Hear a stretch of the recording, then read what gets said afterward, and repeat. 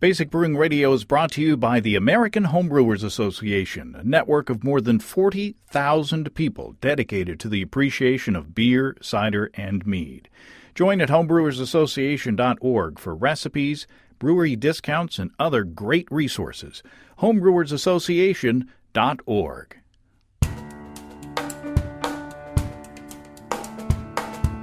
Welcome to Basic Brewing Radio for Thursday, July 29th. 2021. I'm James Spencer. Here at Basic Brewing Radio, we're all about home brewing. This week, Steve Wilkes and I visit the tap room of Core Brewing in Springdale, Arkansas, to talk to Rodrigo Medina and Jamie Conway about their barrel projects, hard seltzers, and ready-to-drink cocktails. If you go to basicbrewing.com, you can find archives of our audio and video shows. And if you go to basicbrewingshop.com, you can find our DVDs and our brewers' logbooks. You can follow me on Twitter and Instagram at Basic Brewing and find our show page on Facebook as well. If you want to support us financially, check out patreon.com/basicbrewing, and thanks to everybody who's helping out in that way. If you go to patreon.com/basicbrewing, you can see a long list of stuff that you can access if you sign up as a supporter. And I just realized as I'd read the date at the top of the show that this month marks our 16th birthday as a podcast. Going into our 17th year now, and it's thanks to you guys, thanks to the financial supporters, thanks to our sponsors, and thanks to everybody who's contributed over the years, and thanks to you for listening, just keeping it up. It's crazy. I just my mind is blown. I thought it'd last 10 shows. I've said it several times, but I thought we would run out of stuff to talk about after 10 shows. It's now 758. This is show number 758 for those keeping track at home. Financial supporters have already seen the video episode that I'm planning to release to the public on Friday about Steve's beer that I'm calling Rip Van Triple. It's a beer that Steve sort of forgot about while he was having health problems and left it for around a year in a chilled secondary fermenter. Spoiler, it turned out very nicely. Thank goodness Steve is feeling a whole lot better these days and has been brewing up a storm the past couple of weeks.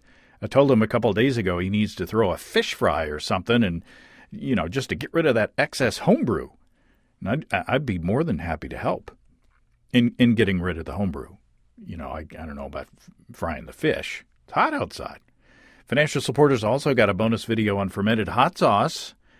This batch of hot sauce that I show you how I make in the video, I blended together jalapenos and serranos along with some very sweet peppers to try to get some interesting complexity in the sauce. And the resulting hot sauce is not very pretty.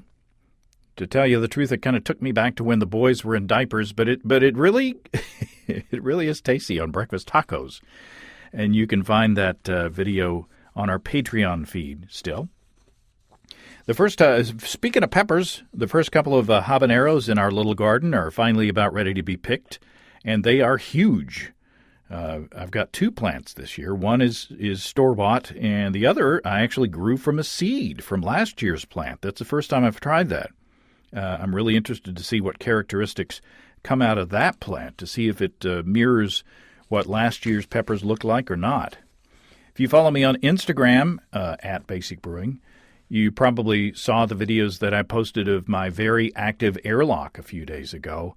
That was on my New England IPA that I brewed with the inspiration from Matt Giovanisi's quote-unquote perfect NEPA from a few episodes ago. I followed his grain bill very closely. I deviated just a little bit, and it was funny because I guess I wasn't paying much attention when I used his recipe to place my order at stevesbrewshop.com. When I added it all up, and the total grain bill was 16 pounds or 7¼ kilos for a 5-gallon or 19-liter batch, I was kind of surprised. I didn't think it was going to be that big. I guess I'd forgotten in the conversation that Matt and I had, and I didn't look at the specs very closely. So to accomplish that big old beer, I started with a couple extra gallons in my brew-in-a-bag kettle, and I wound up with a wort of the proper volume with an original gravity of 1070 which is a little off from the 1075 specified in the recipe. So I was pretty happy with that. I decided not to dry hop this beer because I was afraid of oxidation. And so I just went ahead and I added what I had into a reduced temperature hop stand after the end of the boil. So I added an ounce or 28 grams of Hallertauer Mittelfrüher at the beginning of the 90-minute boil, and then did a two-step whirlpool addition starting at 170 degrees Fahrenheit or 76.7 C. At that point, I added 2 ounces or 56 grams each of Nelson, Sauvin, and Galaxy. And then, 10 minutes later, I added that same amount again, 2 ounces or 56 grams of Nelson, Sauvin, and Galaxy. And I let the temperature fall naturally during that time. And then 10 minutes after that, so for that, that makes a total of 20-minute hop stand, I went ahead and chilled the wort to 98 degrees Fahrenheit or 37 C. And then I pitched a pouch of A46 Bartleby, which is the Kveik strain, for my friends and sponsors at Imperial Organic Yeast. Now, this is where the story gets fun. I set the bucket fermenter on my porch, which was around 95 degrees Fahrenheit at that time in the day, around 2 o'clock in the afternoon, or 35 C. A couple hours later, I checked, and the airlock was already moving at the speed that you'd expect, a happy fermentation at peak activity. I posted a video of that on Instagram. Then, at 11 o'clock that evening, 8 hours after I pitched, that airlock was kicking out gas, CO2, maybe faster than I've ever seen before. I mean, the thing, it hardly blooped because it was just like a steady stream of air coming out. You can take a look at the video. It's pretty much just a steady stream of gas just being forced out of that airlock. And there was no need for a blow-off tube, surprisingly. Luckily, there was enough headspace in the bucket that the airlock stayed clean. Incredible. I let the bucket sit out on the porch for the next day and the next night, and brought it inside the next day when the activity looked like it had pretty much come to a close. And so let it sit inside to settle down a little bit. And on day 5, yesterday, I kegged it. So I took a quick sip off the tap a few minutes ago, just for research, And it's very much like having a mimosa at this point. Super juicy and deceptively drinkable. It went from 1070 down to 1010, which is lower than the anticipated. That's lower than what Matt got. Matt got 1020 as the final gravity. So I guess the A46 Bartleby from Imperial was a little hungry than the juice, a little hungrier than the juice yeast that Matt used. So I'm blown away, and I can't wait for Steve to try it. Imperial Organic Yeast A46 Bartleby is the summer seasonal from Imperial. So get it now and take some advantage of the hot temperatures to brew some amazingly delicious beers. That's A46 Bartleby from Imperial Organic Yeast. Ask your local homebrew store about Imperial A46 Bartleby and visit Imperial at imperialyeast.com. That's imperialyeast.com. Okay, it's been a couple of years, it turns out, since I've been up to Core Brewing, and then there's been a lot going on. Thanks to COVID, they've had to pivot their business to keep the business healthy during that time. And part of that has been to develop a very successful line of what I'm calling craft hard seltzers. And they're using some of the income from that hard seltzer to brew some really delicious side projects like delicious barrel-aged beers, which we get to sample, along with some fun, ready-to-drink cocktails. Well, I'm here in the tap room, the tasting room of Core Brewing in Springdale, Arkansas, and with me is my trusty companion, Steve Wilkes. Hey, James. And here we are with Jamie Conway. Hi, James. And Rodrigo Medina. Howdy. And it's been probably a couple years. I think about 2 since I've been here, and so I decided to bring along Steve. Some things have been happening in the meantime. Y'all have launched this line of hard seltzers, which I wanted to talk in detail with you about, but you said, "Oh, we're a little tight-lipped about the whole seltzer thing." But we'll talk about it a bit. Then you've also got these they're canned cocktails, and then the sweet thing that got the fly up here in the for the fly paper was a couple of barrel aged projects that y'all have been doing. So you've really kind of diversified since I was here last. You guys have been busy. Yeah, absolutely. Scarlet Letter has obviously been huge for our entire company, and it's kind of with the release of the RTDs, it's allowed Rodrigo and I to kind of focus on things like barrel age, the barrel age program, and just the beers that we both enjoy making: hazy IPAs, sours, things. Roddy loves making lagers, so just the things that we want to focus on. These are kind of the things that let us do that. So, how big is hard seltzer now in your life, Roddy? So, as much as I wanted to dislike it, it's definitely I've gone to grow and actually try some. I've started drinking a lot of them actually recently because there's so many of them to try. But yeah, like Jamie was saying, it's something that we have to kind of just accept and use these as essentially the bloodline for the brewery that will allow us to focus on smaller batch beers and more cash equals more toys to play with and more barrels. So that's where we're at now. So I think we're at a good spot with seltzer and beer. So it's floating the boat right now. Yep. Yeah, it's huge. Yeah, it's we're this is my first year doing taxes and brewery reports for the brewery, and it's definitely shocking to see how much more seltzer we produce versus beer. This month, I think, or in June, I think we just did 2 batches of beer. Which is not our hazy IPA, our regular IPA, Los Santos. And, seltzer is just what's keeping the train rolling right now. Well, cheers to that, because I had a commercial. My only other commercial example of hard seltzer was White Claw Mango. And that was a long time ago when I was making my own. And I said, if that's what hard seltzer is, I don't want anything about it, because it kind of tastes it had that artificial kind of I like to say urinal cake kind of character. I've never tasted a urinal cake, but from the ones that I've smelled, it's that kind of artificial. Just to me, it's nasty, and I know you guys don't want to talk badly about your competitors, so I will. But but I guess Red Bull to me kind of has that same kind of thing as well, and that may just be where the palate is going nowadays. But I got a mixed pack at Whole Foods, and I tasted the first one, and it just made me want to drink another one, just because the flavors, there's a blend of flavors that goes in each.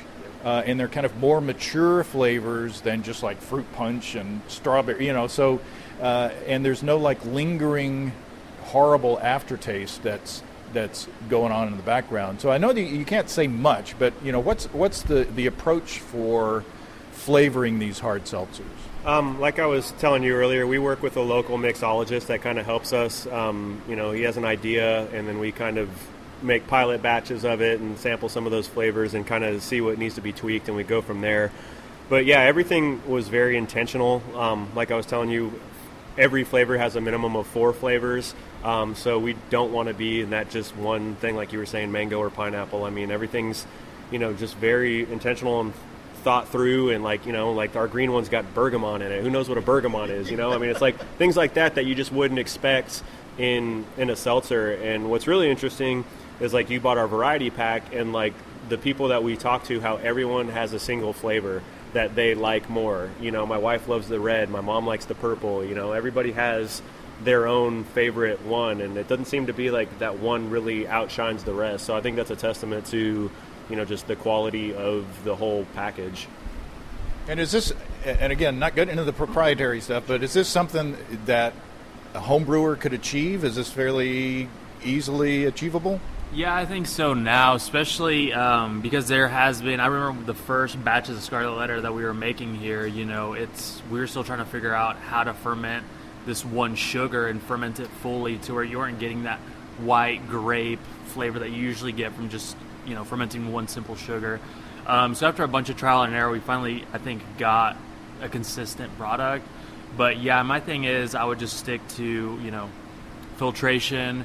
And now there's a bunch of yeast, like I know Omega Yeast Labs, they're working on a bunch of strains that will be able to ferment higher. So you can get away from that wine grape flavor by like trying different yeast. And that's what I would suggest. I think it's very feasible. And now, with podcasts and people that are, focusing on seltzer, there's so much more data and things that can help people out. And I think, if you just read up on those, you should be pretty good to make some. I would just filter. Yeah. Our friend Chris Colby wrote a book about how to make hard seltzer. Yeah. And also our sponsor, Imperial Organic Yeast, also has some some seltzer-driven... we have to drop those in there. My nose is brown right now. So, but on the flavoring side, are there any tips or tricks that you can give us on the homebrew side about how to achieve the best? I mean, these are very kind of natural tasting flavors, and again, there's not that lingering aftertaste of artificialness that's in other similar drinks. So I would say we really, and like even with our beer, like all the stuff that we use, whether it be like extract, I would just try to find a supplier that uses actually like pressed fruit juice and try to get as closest to that as you can. Otherwise, you're not going to have a clean flavor. Like we've gone through different extract players, and I think the one that we have now has been really good for us. They make stuff from pressed fruit, so I think that's going towards that line rather than just super artificial will go a long way, I think, in a seltzer. And Steve, you had an experience on a river with some Scarlet Letter recently. Yeah, I did. So we went to a local liquor store looking for some beer for me, and we happened to run across this Scarlet Letter, and I picked some out for my wife. She was looking for something lighter to drink than just regular wine, and of course I picked out the one that was your least favorite. And at first she took a drink and she went, "I don't like this," but now I noticed that it's almost all gone. So I think she liked it fine, but it was the one with the coriander. And at first, and I remember that it had the key lime, and I thought, well, you'll like the key lime, but the coriander kind of took her by surprise, and she wasn't quite sure, but it's really good, and I completely agree with James. It doesn't have any kind of fake taste. That's really important to me. I just can't handle it. Yeah, I think something with like when you get to home brewing too. Like Roddy was saying, you filter it, but once you get your base down, I mean, we obviously, with the amount we make, can't use, we'd be making thousands of pounds of fruit or whatever, but like, when you're doing 5 or 10 gallons, like, buy a bunch of frozen fruit or whatever. I mean, things that you like, cut up some fruit. There's so many things that, like, it's such a clean blank slate that really the sky's the limit with how crazy you want to get. So I would just say, be creative, go outside of the box. If it doesn't work out, brew another 5-gallon batch, because it's not as expensive to make as beer either. You're not, right. So I just say get crazy and try some new stuff and have fun with it.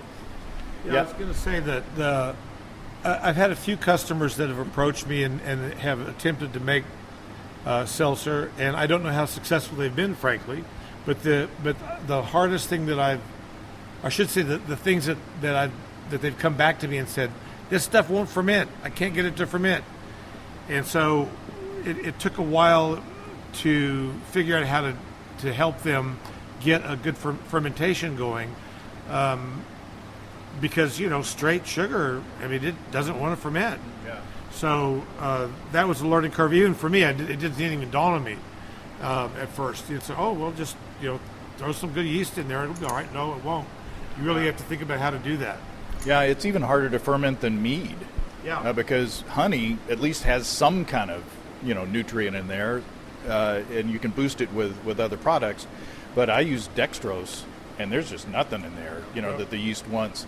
So I started off with yeast nutrient, which I guess is DAP, and got a little ways, but then came back and added some of that yeast energizer product, which also has other stuff in it. And that was able to get the yeast to do what it needed to do. And then I added some. You sell that natural flavoring. I put some mango flavoring in there, not to the extent that to make it like a urinal cake, but but it was okay. I thought it was okay. It wasn't as good as the Scarlet Letters, but I thought it was okay. I have an idea. I've got this 3-pound can of blackberry puree.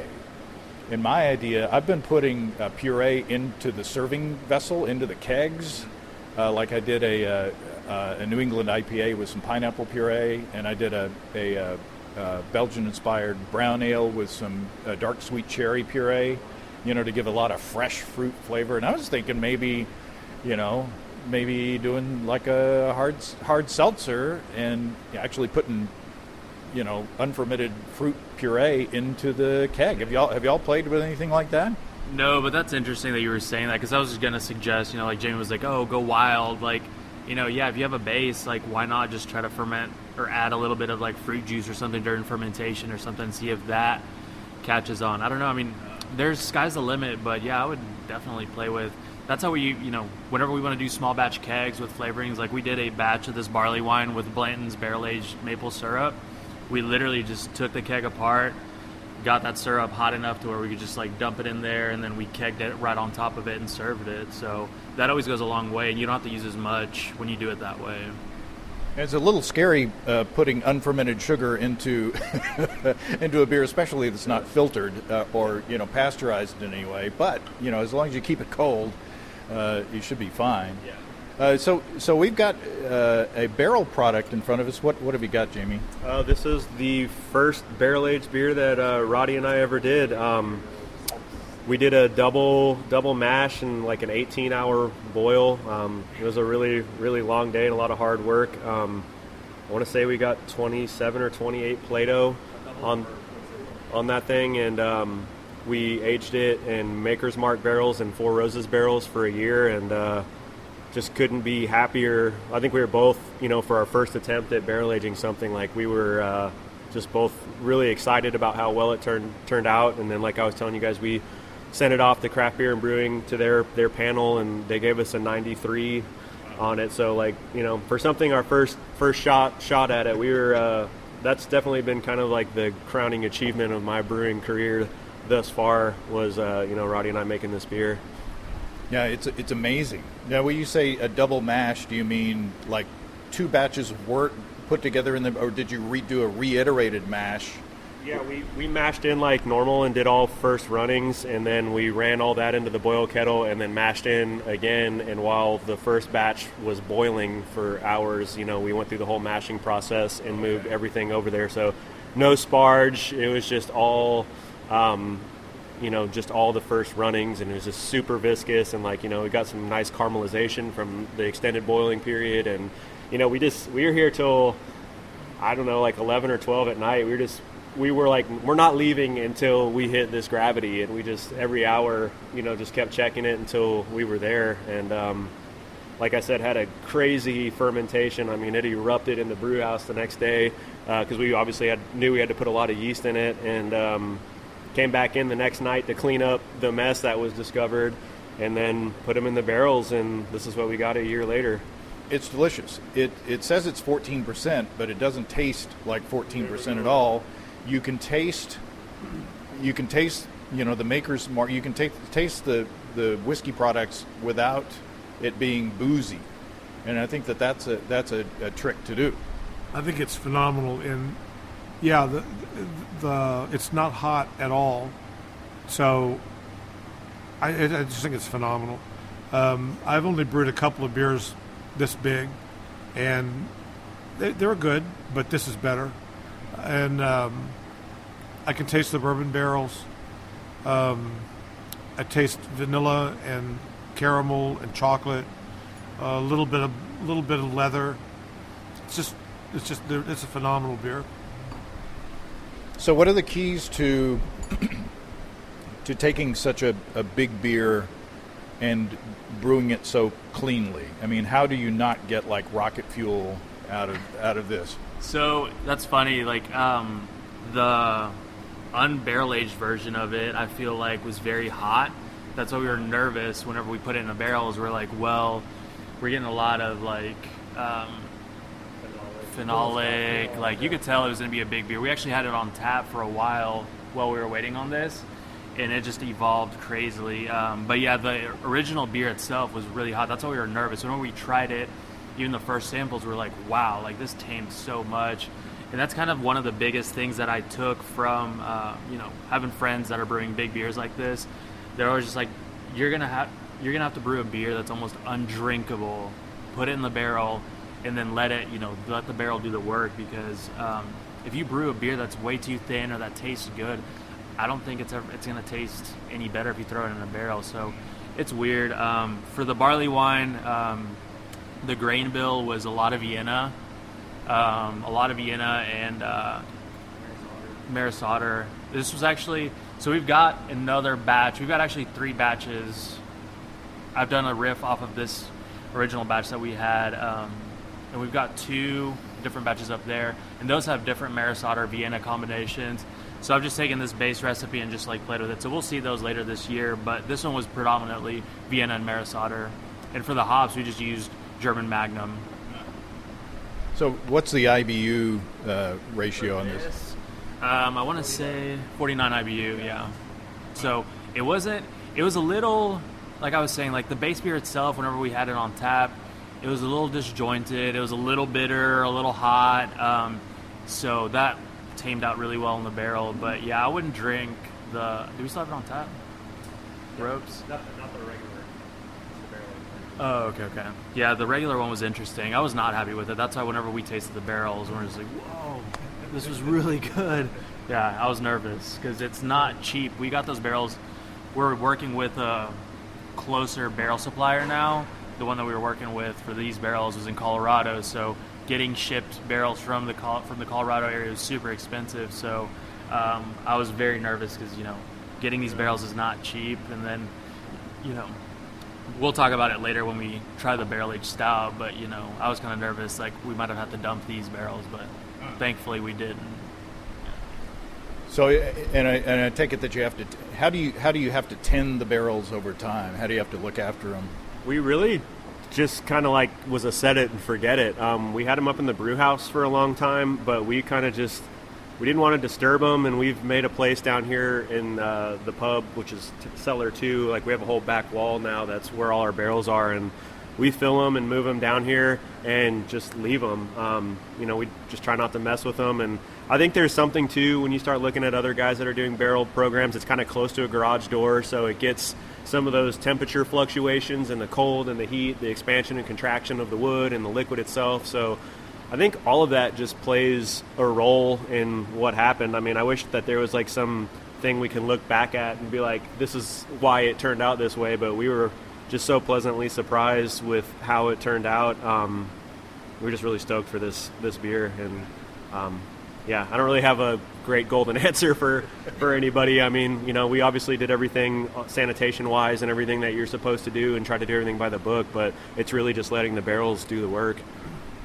And I'm curious how you guys prep the barrels to begin with. So when we get the barrels, that's a question we always get. From what I've been told, we get them, a week after they've been dumped. So by the time we get them, there's still bourbon in them. Like, case in point with these Maker's Mark, we had them, you could still smell them. Like whenever we pulled the bungs off, you could see liquid in them. So there's some bourbon in there, but that's kind of like the gamble that you take. Like when we talk about the barrel-aged stout that we did, we lost 3 barrels. I believe 1 was definitely infected. 2 were on the cusp. But it's the same thing. It's just kind of a gamble at this point. I know other people do, they'll do a sulfur or they'll rinse them. The only barrel that we did treat was that 4 Roses barrel because we got that from Guess Who. It was one of their store picks that they had done. So they had the barrel just sitting wherever they had it, and then they gave it to us. And, you know, the beer was made just for that barrel, but I wanted to get more barrels just in case. So for that one, Jamie and I, you know, we soaked the head of the barrel, and then we flipped it after a couple of days, soaked the other end of the barrel just to swell it up to minimize the amount of product that would leak through, and that's really it. That's the barrel that I thought would get infected. You know, it was an 11-year-old Four Roses recipe that was in there, so it was an older barrel. If anything, we were just like, man, this is the one that's going to be infected. But that one, I feel, was the one that tied the entire thing together, because every barrel that we tasted did not taste the same. Every barrel had something to offer. One was more tannin forward, one was super dry, one barrel was, you know, I feel like every barrel that we tasted, like if we would have, because we had the idea of doing just like a single barrel series, I feel like it would have missed. Like when we blended all of them together, we were like, wow, like this is really cohesive, this works, like we're going to blend them all.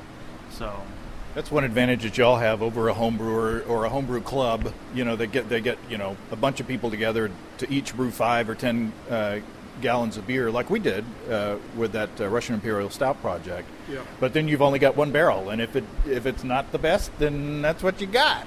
Right.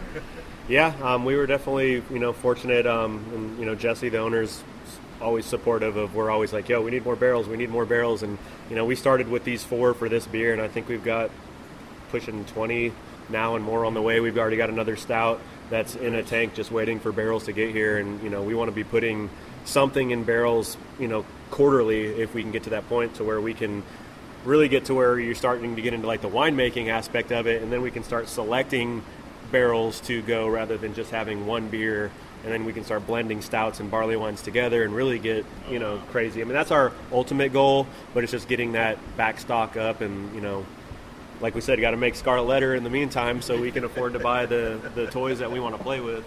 Well, if you need a sensory panel when you're blending, you know, just to get some feedback. The next one will be ready in October, and I believe it's a barley wine. We've got them in Willet barrels, Elijah Craig barrels, and I think, what was the other one? Was it Four Roses again? I don't remember. We've got quite a few barrels over there now, and it's hard to remember what's in what. Let's take a quick break to bring some breaking news from our friends and sponsors, Desiree and Dave from High Gravity in Tulsa. I noticed on social media the other day that they posted a pic of new 5-barrel Blickman fermenters that they're installing for their Pippin's tap room that adjoins High Gravity there in Tulsa. And I asked Desiree if they're upgrading their brewing system to feed those big old things, and Desiree said that they're moving up to a 3.5-barrel system, and they're sticking with electric. Of course. HighGravityBrew.com have been pioneers of electric brewing, and they're honing their skills with their own professional gear. And that means when you order a Warthog electric system from HighGravityBrew.com, you get the benefit from their knowledge and experience. And when you use the code EBC75BB on HighGravityBrew.com, you can save $75 off a Warthog system of your own, from 5 gallons to 2 barrels, and maybe more. High Gravity has the electric brewing setup that is just right for you. To check out what you can buy using the discount code EBC75BB, go to basicbrewing.com and click on the Basic Brewing Code Deals ad on the right-hand side of the page. Take the pain out of propane with EBC75BB and save $75 off your Warthog system at family-owned and operated HighGravityBrew.com. That's HighGravityBrew.com. Well, let's have a palate cleanser, shall we, before we move on to the... Can you open this this Scarlet Letter? This one is... This is our seasonal offering. We do this for the summer. This is the Scarlet Letter Blue, and last year I think we only did 1,500 cases of it. We just did a quick run, and they all sold out within 2 days. So yeah, so this year it's obviously we decided to up it up, you know, so more people get to try it. But you know, with these, it's the same base recipe as all the other ones, and we're just able to really be nimble and, you know, do seasonal offerings and, you know, just kind of one-offs, and that also just drives the hype, and, you know, you got to get it while you can, and then, or you'll wait till next year. So this one's very we haven't talked about what's on in it, but it's very floral. This one is, the others that I had were more fruity. yeah, This one is more floral. I think it's the blueberry and the peach really pop through, and you see some of that. It's almost got like a white wine hue to it because that's from the tamarind that's in it, so it gives you a little bit of earthiness to it. So yeah, that's where that kind of comes from, and I believe, yeah. Yeah, I was going to say it almost hit me as being a little bit savory, and I think that's a tamarind. Yeah. Yeah, it's really good. It's not a kid drink. No. Yeah, I like it actually. Yeah, that's the thing that I liked about the others was that it's a more mature flavor combination. It's not just, like I said, like fruit punch or mango or, you know, just one. And Steve made a mention of the one that I liked the least. Yeah. I still liked it, but it was the one with the coriander in it, and to my palate it came across as cilantro. Well, for some reason. is cilantro, I know, basically. So yeah.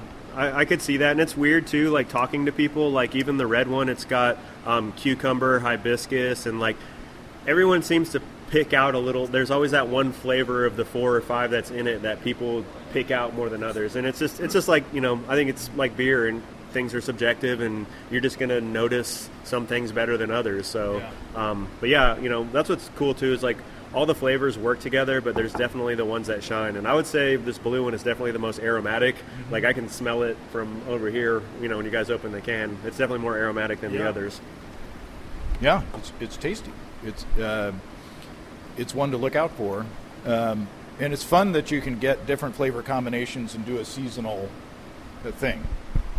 Yeah, no, it's definitely, it's interesting. And that's one of the things that when we first started Scarlet Letter, I was like always drawn to was the combinations. I remember whenever they were brainstorming the red, you know, their ultimate goal was to make something as refreshing as, you know, whenever you go to the 5-star hotels, they always have that like fancy cucumber water for you.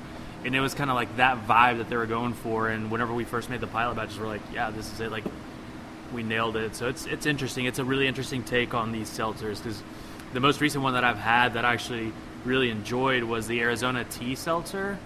But they don't even make it here. I think they make it in Europe, because when I was reading the can, it was all fruit juices. And that's what I really liked about it. Like the grapefruit one, even though it's just simple grapefruit, it tasted like you were drinking a Paloma. So it was really good. It's interesting to see where everybody's going, but I can tell more folks are using like that natural fruit juice or fruit purees or whatever to set themselves apart from, you know, that description that you had of White Claw, like chalky, almost like just weird taste. Again, urinal cake. So are we ready for the second barrel? Yeah, did you guys clear out your glasses? I did. All right, well, let me pour it up. So this is batch 2 of our barrel aged series. This one's only 13%, so it's practically good for you. But yeah, this is our first barrel aged stout that we did. We definitely leaned, which you guys will tell, we wanted to get away from the roastiness, and this was way more like chocolate forward. We used a lot of like Carafa 2 and 3. Pretty much all dehusked. All the Carafas that we used for this batch were all dehusked Carafa. Yeah, it was our first time playing. Jamie's always been drawn to blending different types of chocolate malts, and this is one of the first ones that we got to do that with. But we also got a blend of a 32 Plato Stout in here to give it more body, and you guys will be able to kind of pick it up, I hope. Cheers, by the way. Cheers. Cheers. I'm fake drinking. Here we're. It's so good to be out and about again. No kidding. Everybody get your shots. Yeah, no joke. I can't believe that's a controversial thing to say, but everybody get your shots. Nobody wants the 5G. Yeah, I've found that since I got my vaccination, I never lost my car keys since. They're always just stuck right there on my arm, and I don't get lost. just call up Bill Gates. You know where you are. Siri, yes, my arm starts talking to me. I don't know what the hell's going on. Yeah, after we all got vaccinated, it seems like our Wi-Fi at the plant has been a lot better too. Yeah. Oh, this is a completely different beer. Yeah, for sure.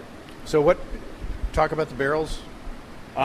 This one we did, I think it was just the Jack. No, this one was, we dumped the Jack Daniel's barrels. So it was a blend of MGP barrels, which by our distributor of barrels, or whatever you want to call them, broker of barrels, they weren't allowed to disclose what was in them, but they just said it's a variety of Whistle Pig, High West, and those types of spirits that were in them. Mostly Whistle Pig, but again, they could never like specify what it was. But yeah, it was a bummer because we wanted to blend the Jack Daniels. I had high hopes for Jack Daniels because a lot of the earlier barrel-aged beers that I would have were Jack Daniels barrels. But when we tasted them, there was two that were too much on the dark fruit, almost like a Belgian.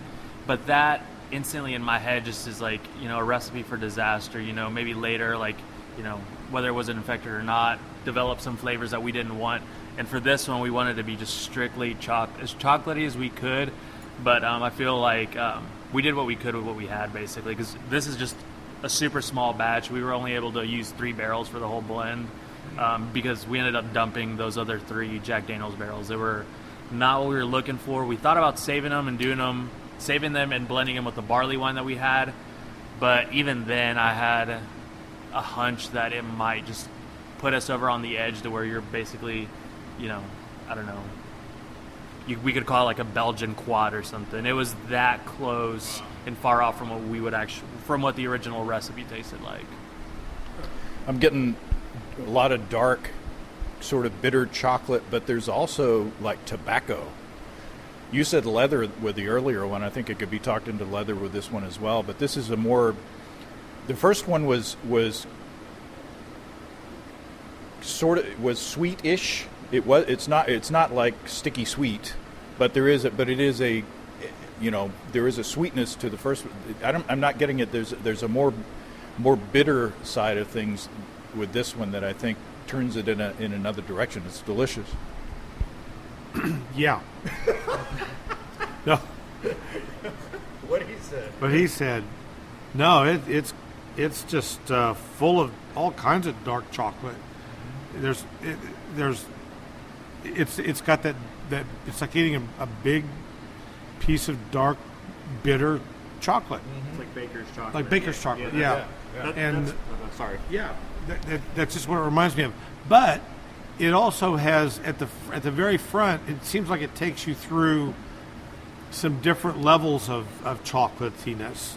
So I get some lighter, almost like milk chocolate at the beginning. And that doesn't mean it's a milk stout. I just mean that there's some lighter chocolate notes. That boy, it finishes with that really grown-up kind of, little kids wouldn't like this kind of chocolate. Yeah. And then it's got some heavier tobacco, some heavier, it's just a heavy flavor. But it's really good. And again, I don't get a lot of heat. I don't get any alcohol heat off of it. Right. Which is what it's kind of blown me away about both the beers, actually. Yeah. I mean, is that the feedback that y'all are getting? Yeah, like you said, they're 2 totally different beers. I think one person recently on Untappd, the barley wine, said it was basically Liquid Werther's Originals, which I thought that was a pretty good description of it. And this one, like I said, we were just really intentional with the grains we use. Like, we wanted to focus on that dark chocolate, and that's the thing too. When I drink it, like you said, it evolves in your mouth, and like as you sit there and just kind of let it go, like it just continues to turn into that just darker, more like that high-end chocolate or whatever that. But that's like very good description of like not a kid would want. This is something like an after-dinner chocolate, that you enjoy, and that's a very good description. Yeah. The first one is probably more approachable, from a flavor perspective, just because it's just like, that's so delicious. This one is just like, it's really good. But, and the more it makes you want to sip more because it's just there. It's very complex. It makes you want to smoke a cigar and put on a nice, big sweater by the fireside or something. And read a leather-bound book. Yeah, exactly. Don't listen to Tony Bennett records. Happy birthday, Tony Bennett! He's going to be 95 here soon. Yeah. The first time Tony Bennett heard I Left My Heart in San Francisco was in my hometown of Hot Springs, Arkansas. Okay. Now, I always have to say that. Steve is tired of me talking about Tony Bennett and the Vapors. Yeah, which is the club that he was at. Okay, I've had a couple of sips of big beers. This is delicious. They're both really, really good. And I would be hard-pressed to say which one that I liked, because I liked both of them for different reasons. Yeah, me too. I think I could drink more of the barley wine. I think it's more crushable, although crushing either of these will put you in the hospital. But I'm surprised how much I like. I don't typically really care for giant, big, dark beers like this. I'm more of a Pilsner guy. Yeah. But I really like these beers a lot, and I could definitely drink that barley wine all day. And this one I could drink a lot of too, but I'm afraid I'd pay for it. We always, well, not we, I would say, I kind of take things to the extreme with these, and whenever we release them, I'll just go home and drink one bottle like every night until, just we get the flavor that we want. And, by Friday when we're packaging these, I want nothing to do with barley wine. I want nothing to do with stout. But it's just kind of like, I don't know, something we've always done is just go back and taste them, or have like a blind tasting with friends of ours, have beers around the area that, are similar to these, and see where our lines up. Because at the end of the day, we want to release something that's comparable to what's already out there, or even better. So for us to like try to put out something that's subpar, because there's really good breweries out there doing really good things. So it's just like, for us, we want to make sure we can compete up there before we release something like this out. And you're releasing them in, these are 12-ounce bottles. And thank you for doing that. No kidding. Because I can't tell you how many times I've gotten giant beers in bombers at the house, and they wound up not getting consumed for a long time, because, I'm the primary beer drinker at the house, and unless we're having people over or company or something, I'm not going to want to open up a beer that I'm going to drink half of, and then the rest of it's going to, be oxidized. So I think it's smart to do that. Let's take a quick break to talk about delicious summer tartness coming from our friends and sponsors Ricky and Kelly from Groenfell and Havoc Meaderies. Rumble, the first in the Sour Mead series, was released a year ago, and to celebrate, they're doing a limited release. If you go to Groenfell.com, you can find Rumble, which is brewed with honey from Champlain Valley apiaries in Vermont, along with pure blueberry and blackberry juice, and a sour blend of yeast strains. Yum! And that's not all for sour mead fans. There's the Sour Mead Case, which includes 8 cans of Meaderitaville, a pineapple, orange, and lime mead, Sour Mead Maker, which is a raspberry lime Ricky mead, and Psychopomp, a cherry mead. That just sounds like a lot of summer deliciousness. Check it all out at family-owned and operated Groenfell.com. That's GROENNFELL.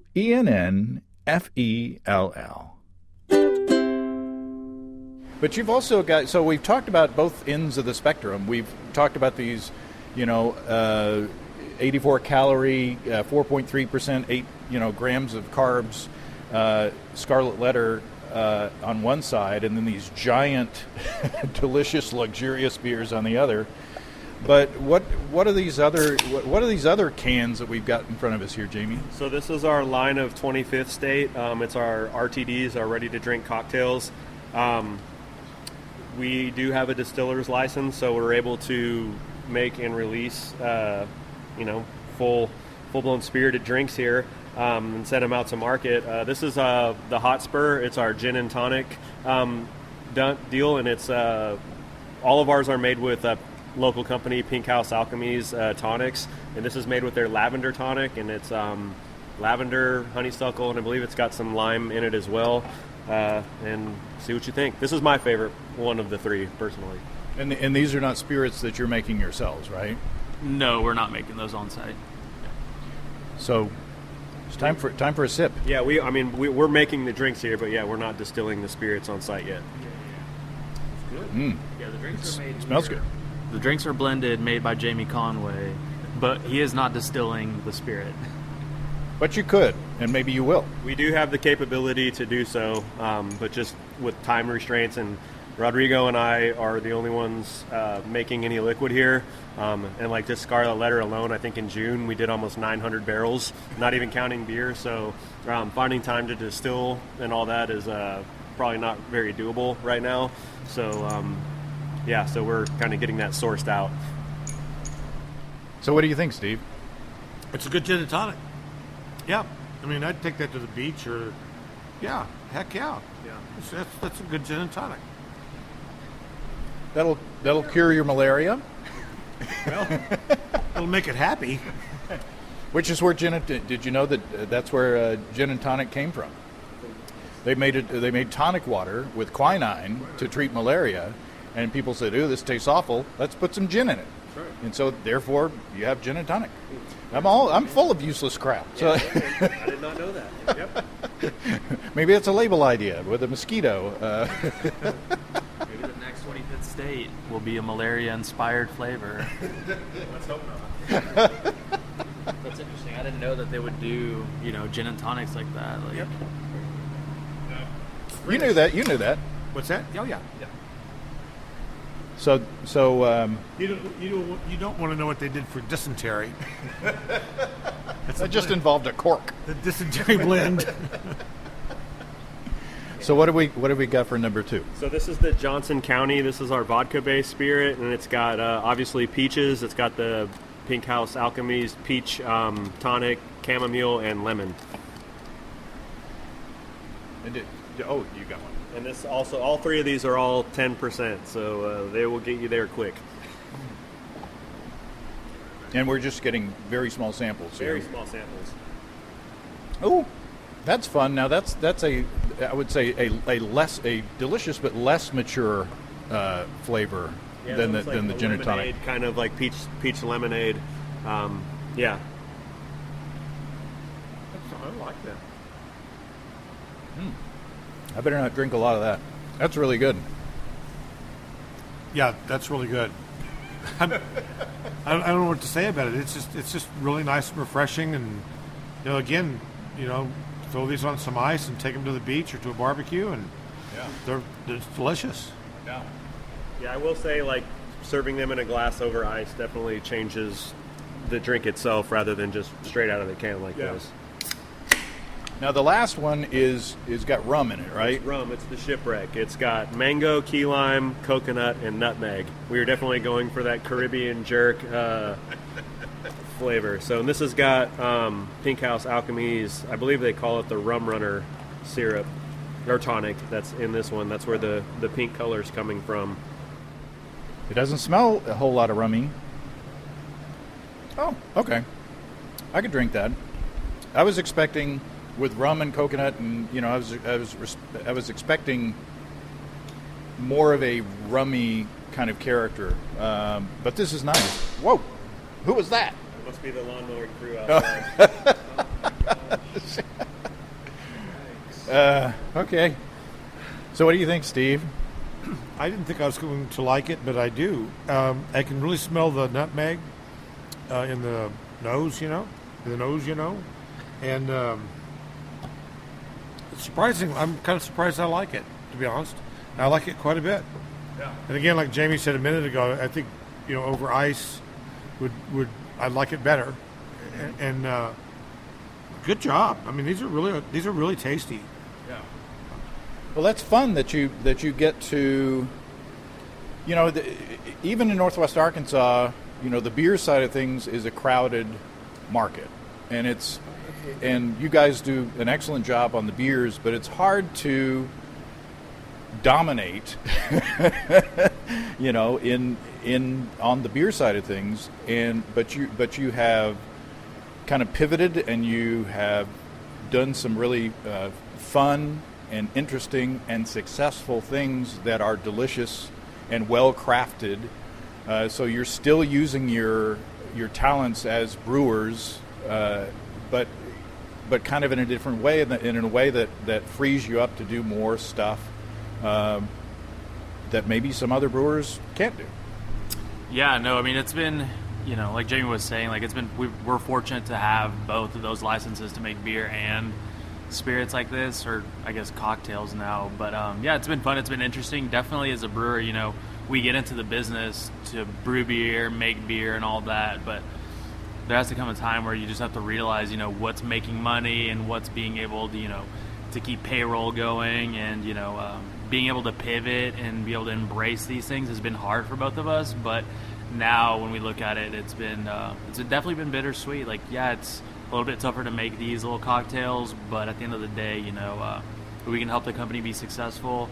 They'll help us, make some really good, crazy beers that we can keep putting out for you guys. Well, it's something to be proud of. And if I didn't like what I was tasting, I wouldn't be here. Yeah. The thing that got me here was getting that mixed 12-pack at the Whole Foods and saying, hey, wait, no, okay, we need to talk about this. So if I didn't like it, I wouldn't be here. Yeah.